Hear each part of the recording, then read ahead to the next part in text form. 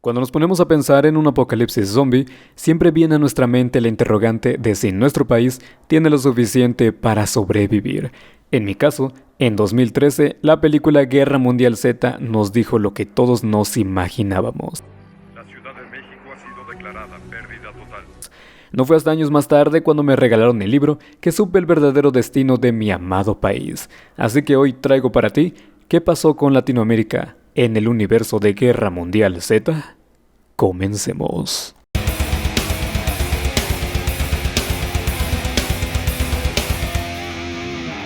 Antes de comenzar, cabe destacar que la información que te presentaré a continuación es obtenida de la novela de Guerra Mundial Z. Ahora sí, comencemos con lo que nos interesa. Nuestro primer país latinoamericano en aparecer es Brasil. ¿Y cuál fue mi sorpresa al saber que fue de los primeros países en ser víctima de la pandemia zombie? Si bien no se detalla lo mal que lo pasó durante la Guerra Z, sí hace mención que quienes pudieron sobrevivir con mayor facilidad fueron los miembros de una tribu llamada Yanomami, quienes son catalogados como gente salvaje por vivir en las copas de los árboles. De acuerdo al relato, la pandemia comenzó en Río, en una clínica donde se realizaban trasplantes de órganos de forma ilegal. La historia comenta que todo comenzó por el trasplante de un corazón infectado procedente de Asia. Una vez hecho el trasplante, el paciente murió, pero fue reanimado por el virus. Tras ser abatido por un disparo en la cabeza, se deshicieron del cuerpo, pero no se sabe cómo, por lo cual se intuye que de alguna manera el ahora zombie pudo volver a reanimarse e infectar a más personas. Chile sucumbió a la guerra a inicios de la pandemia zombie. De acuerdo a la novela, la mayoría de los supervivientes se encontraban luchando por sobrevivir en los Andes, y es que las condiciones extremas beneficiaban a los supervivientes.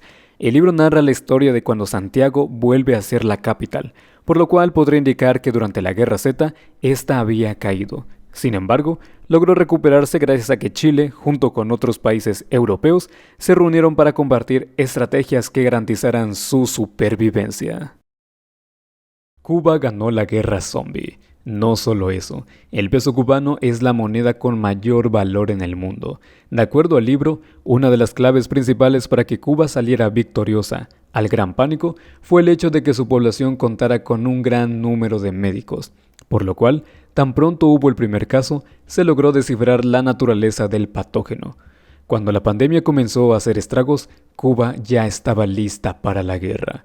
El aislamiento social al que ya estaban acostumbrados los ayudó a afrontar la guerra con sus propios recursos, además de no tener que enfrentarse a hordas terrestres, siendo su único problema los refugiados que llegaban en barcos, a quienes aceptaron bajo la condición de vivir bajo sus reglas. Al ser la mayoría turistas de primer mundo, la economía se vio beneficiada. Posteriormente, gracias a toda la influencia extranjera y con nueva gente nacionalizándose, Cuba logró sus primeras elecciones libres. De El Salvador solo tenemos una mención, y todo parece indicar que también sucumbió ante la pandemia. De acuerdo a una historia del libro, un salvadoreño fue deportado a su país durante los peores días del Gran Pánico. Dicha persona logró regresar a Estados Unidos armado únicamente con un machete. El hecho de regresar podría indicar que efectivamente El Salvador también estaba bajo la amenaza zombie, y el hecho de salir de ahí podría indicar que en definitiva la situación era peor que en Estados Unidos.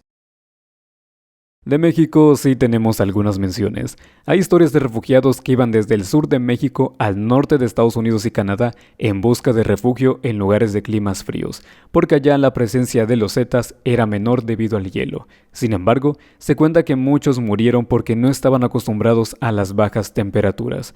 Hay otra historia que habla sobre la guerra de Kukulcán, donde se relata cómo los mexicanos libraron una batalla donde contuvieron a todos los seques a los pies de la pirámide. Y finalmente se nos habla de cómo México logró ganar la guerra. Primero se asociaron con Estados Unidos y Canadá. El trato era limpiar primero Estados Unidos y de ahí Canadá y México.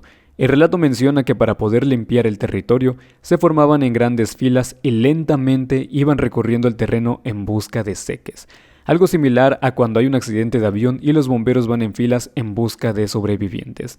Tras ganar la guerra, México cambia su nombre a Aztlán, una palabra de origen náhuatl que significa lugar de garzas.